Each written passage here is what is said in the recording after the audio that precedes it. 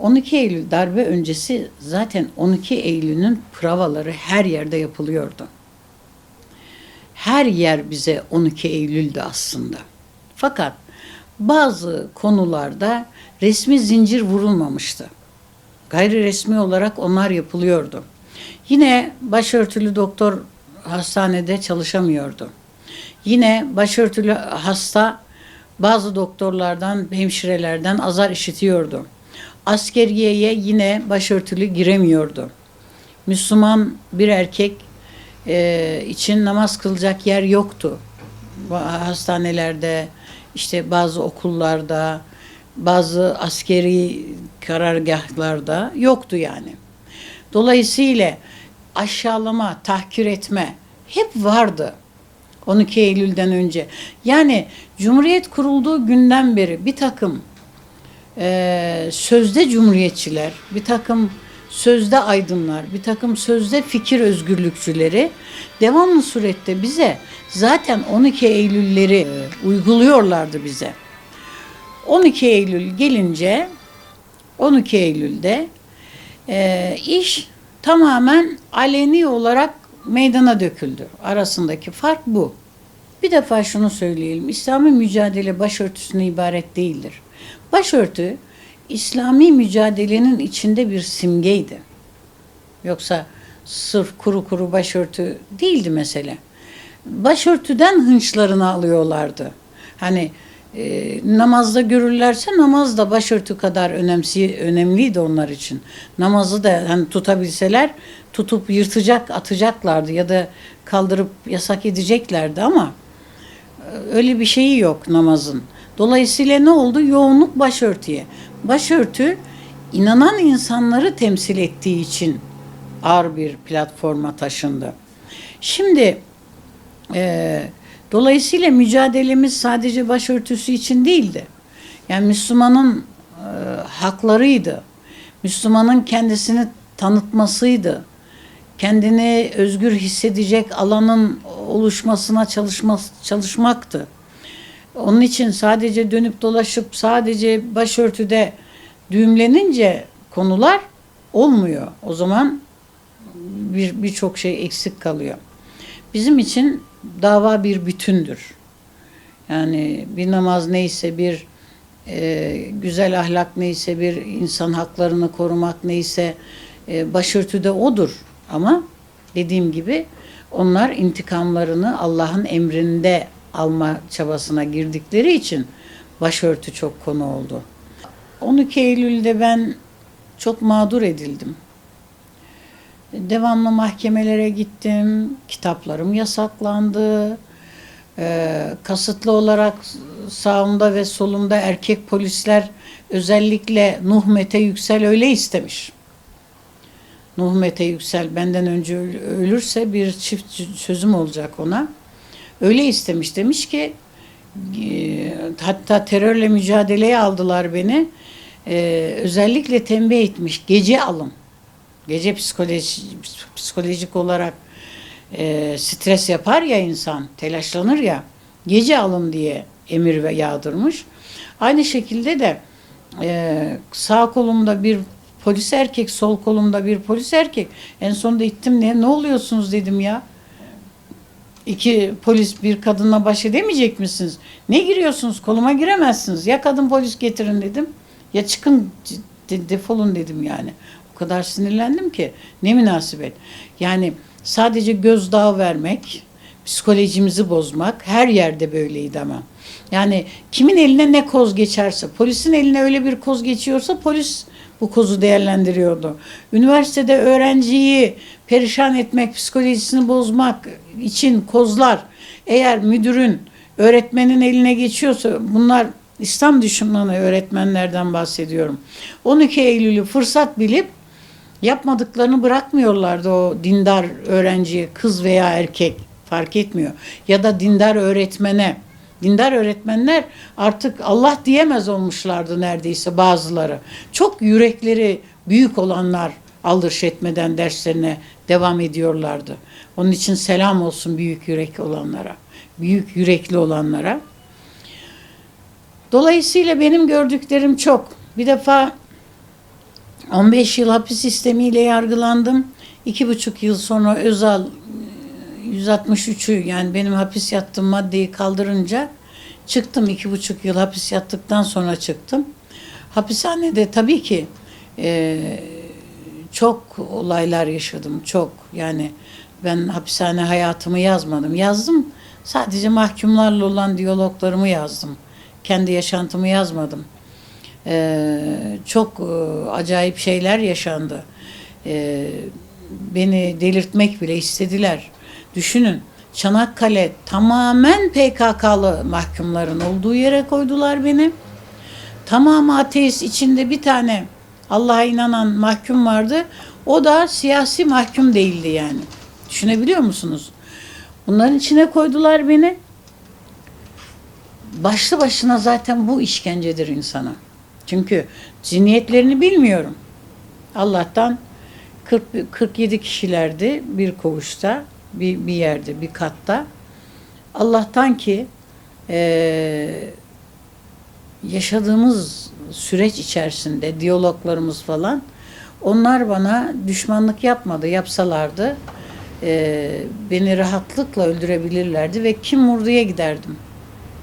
Ben gece sabaha kadar uyumaz, kendimi beklerdim. Sabah uyurdum, hani gardiyanlar geliyor falan ya, bir cesaret alırdım onlardan. Sabah uyurdum yani. Dolayısıyla gördüklerimiz çok olaylar var. Niceleri pencereden atıldı, kendisini kendi attı, intihar etti dediler. Halbuki öyle değildi. Ortadan kaldırmak istiyorlardı ve kaldırıyorlardı. Çok kişiyi böyle kaldırmışlardı. Ben onun için bir İmam Hatipli vardı romanımda. 28 Şubat'ı işledim. Allah'ını seven kardeşlerimden rica ediyorum, İmam Hatipli olsun olmasın, bu kitabı mutlaka okusunlar. Çünkü biz gördüğümüz, duyduğumuz her şeyi, birebir yaşadığımız her şeyi böyle birkaç dakikalık, 10-15 dakikalık programlarda anlatamayız. Ben sadece bir yerde kaldım. Onu anlatsam saatler geçer. Yani saatlerce ayaktasın, oturacak yer yok, kış, açım, susuzum, sağımda solumda erkekler var, ben bir tek kadınım, hücre gibi yerlere atıldım. Yani neler yani. Bunlar böyle ayaküstü anlatılacak meseleler değil. Onun için biraz emek versinler, emeğe de saygı göstersinler kardeşlerim. Yani madem ki ben bu kadar uğraşmışım, 5 yıl emek verdim o kitaba, o zaman bir zahmet alsınlar. Yani kendi kitabının reklamını yapıyor. Ben yaparım kardeşim. Ben çekmişim acısını ve yaşamışım ve yorulmuşum o konuda. Ben yaparım. Niye? Çünkü anlatamadığımız çok, günün gençlerine neyi anlatacağız birkaç dakikayla? Günün genci o kitabı okumalı. Sen öyle bir anne baba olmalısın ki o kitabı okutabilmelisin. Güzellikle. Bir kitaplık çocuğuna hatırın geçmiyorsa demek ki sen çok kaba anne babasın. Çocuğunda bir hatırın kalmamış senin. Kredin bitmiş çocuğunun gözünde. Çocuğunun gözünde kredi kazanmaya bakacaksın o zaman. Ne demek ben çocuğuma bir kitap okutamıyorsam bitmiştir mesele. Bunun lamıcımı yok yani. Onun için 12 Eylül'de 28 Şubat gibi İslam düşmanlarının her fırsatta Müslümanlara vurduğu dönemdir. Kimin eline nerede koz geçiyorsa. Ben bir postaneye gittim. Para gelmiş bana. Parayı çekeceğim. Kadın aynen şöyle söyledi bana. Emine Hanım dedi, sen şimdi de, o zaman 6-0 kalkmamış, 1000 lira şöyle bir banknot yapıyor. O zaman 1000 lirası 1 milyon muydu neydi işte, böyle bir banknot yapıyor. Emine Hanım dedi, sen şimdi dedi, böyle baktı aşağılayıcı bir bakışla, tabii bakışı okuyorsunuz yani. Sen şimdi dedi bu dedi parayı sayamazsın, beceremezsin bunu saymayı. Şuradan birilerine saydır, benden teslim al dedi. Şeytan dedi, tüh bismillah, şuna bir tane indir. Sayar mıyım, saymaz mıyım? Göster. Hemen aklıma İslam'ın şu hükmü geldi. İslam'da şöyle bir şey vardır.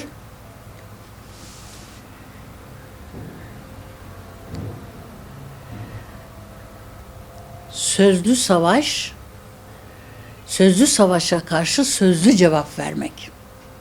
Sözlü savaşacaksın. O sana sözlü savaşıp sen ona şiddet uygulayamazsın. Sen de sözlü cevap vereceksin. Hemen aklıma gelince şöyle baktım gözüne, hanımefendi dedim. Benim bir huyum var dedim. Biliyor musunuz? Ben sizi para diye sayarım dedim. Ama bu içimin bu şekilde yansımasıydı. Onlar her fırsatta bizi aşağılıyorlardı. Nerede fırsat bulurlarsa. Mesela yanından bir başörtülü mü geçiyor? Halbuki kızcağız o başörtüyü pırıl pırıl yeni takmış. Daha yeni almış bir defa. Özellikle gittim kıza sordum başörtünüz mü? Daha dedi sabah 10.30'da aldım. 12'de falan örttüm dedi yani. Daha yeni başörtüyü örtmüş.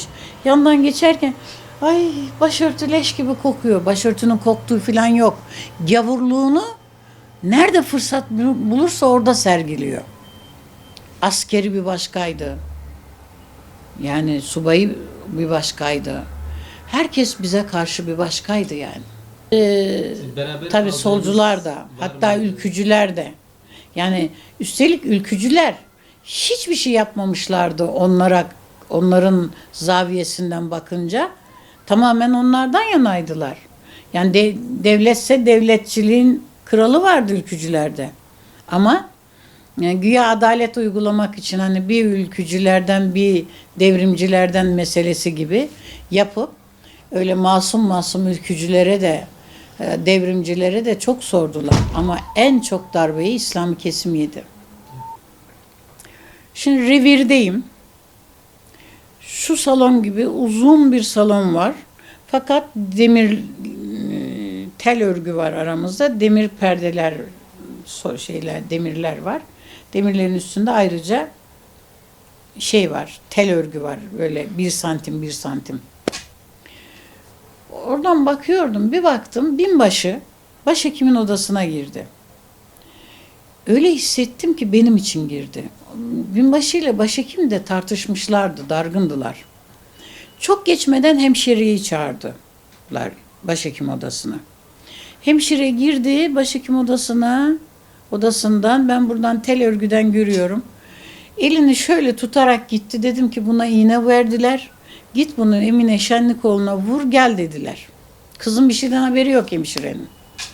Gitti salonun sonunda şırınga mırınga yerleri oradaydı. Biz görüyorduk bu taraftan.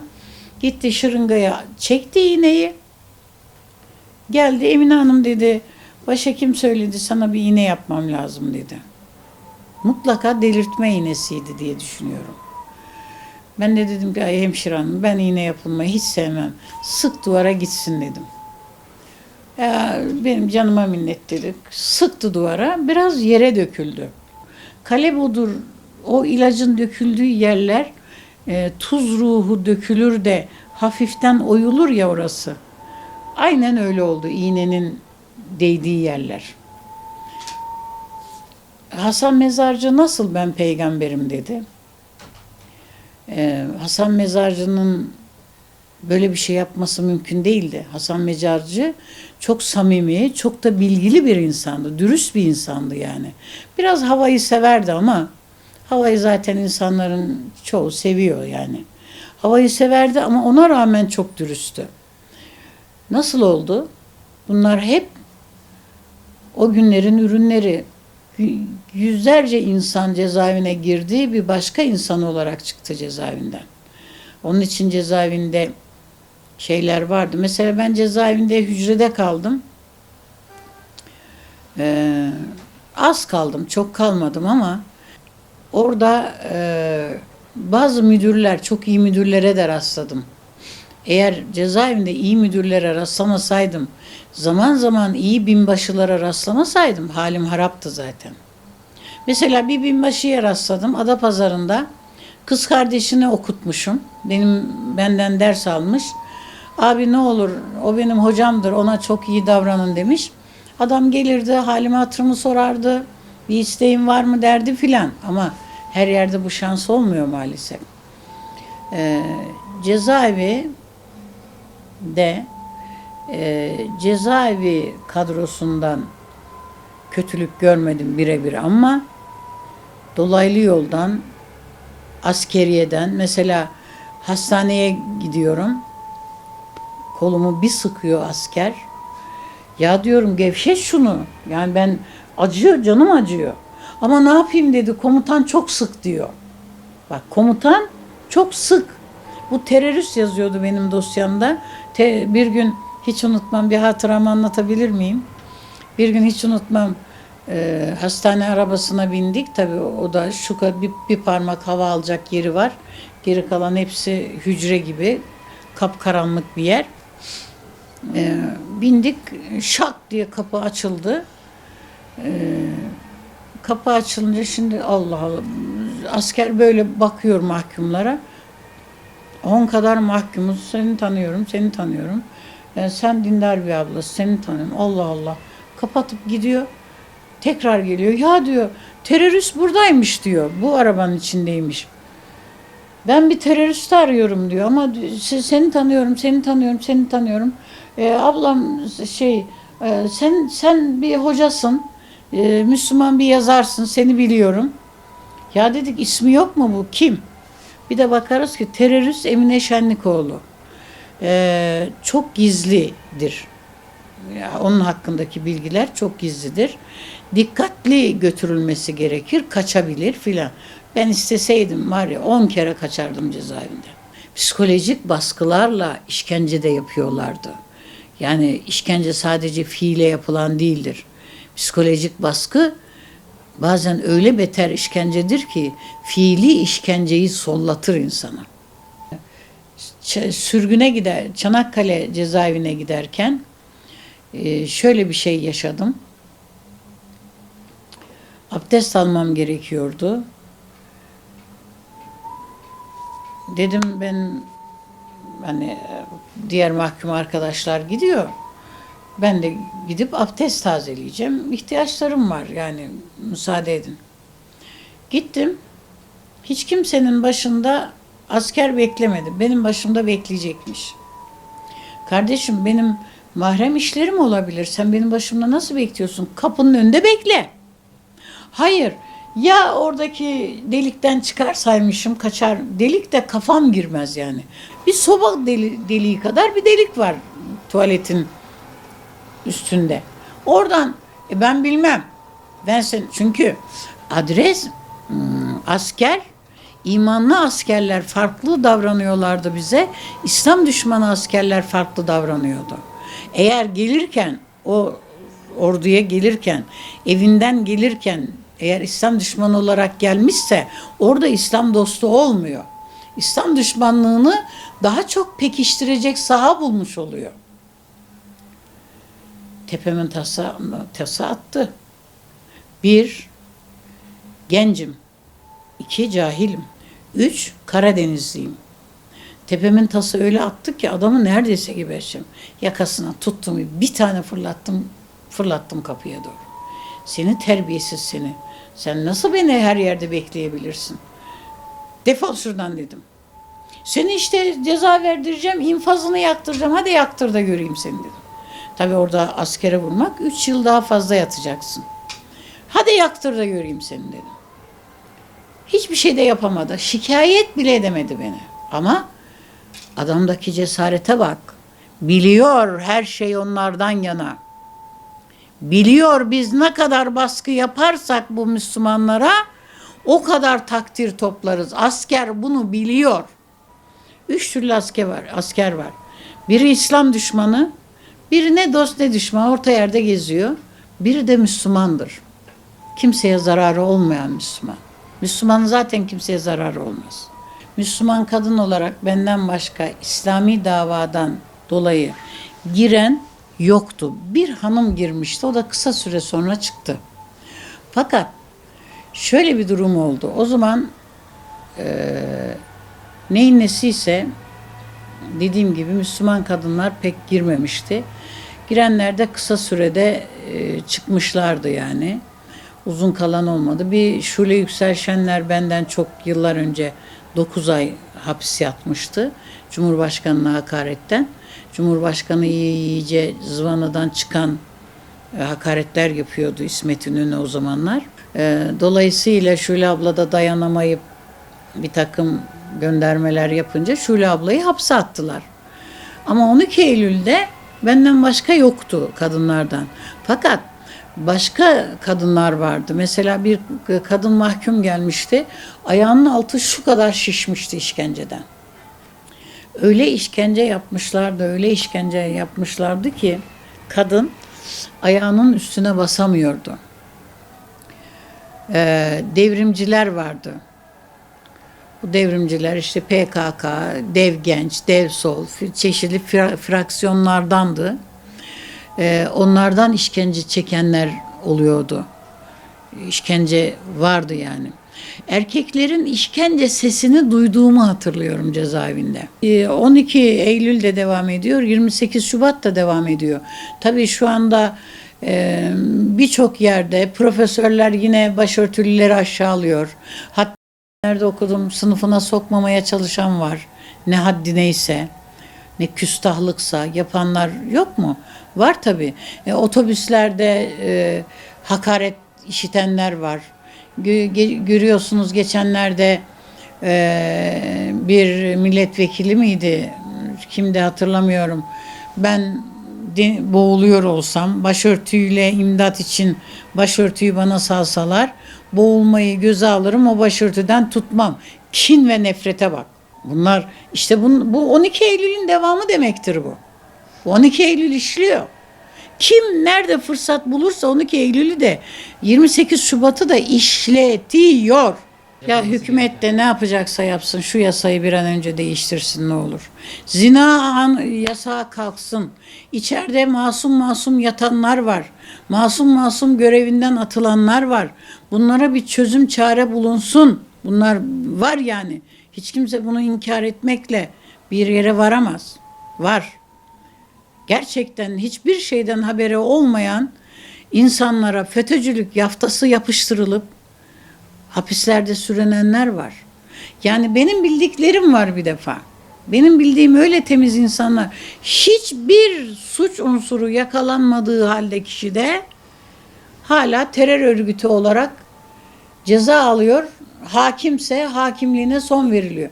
Hani yazıyorsun hiçbir suç delili bulunamamıştır diyorsun. Diyor hakim. Ama Cumhurbaşkanımız gerçekten bu adaletsizliklerin hepsine vakıf olamıyor. Çünkü adalete karışılmaz diye bir inancı var. Karışacaksın yani. Karışmalı Cumhurbaşkanımız. Çünkü bunlar adaletsiz. Bunlara bir çözüm bulmalı. Bunlar hakiki FETÖ'ye karşı olanları daha çok içeri atıyorlar. Adamın ömrü FETÖ'nün aleyhinde geçmiş. Gaziantep'te bir tanıdığım var. Ya adam hiçbir zaman FETÖ'yü desteklememiş, hiçbir zaman. Ama sen misin vaktiyle desteklemeyen diye ellerine fırsat geçiyor. Onu hapse attırıyorlar. Onu hapse atanların kendileri hapiste şimdi. Ama adam mimlendi. Adam kahrından ölecek. Dolayısıyla adalete bir iyileştirme getirilmesi lazım. Hala cezaevinde o yangın bilmem ne otelinin Madamak Oteli'nin mazlumları, onlar günah keçisi ilan edildiler. Hala içerideler, hala çıkartılmıyorlar. Yani yasanın gözden geçirilmesi değil, bu ucube yasanın değişmesi lazım.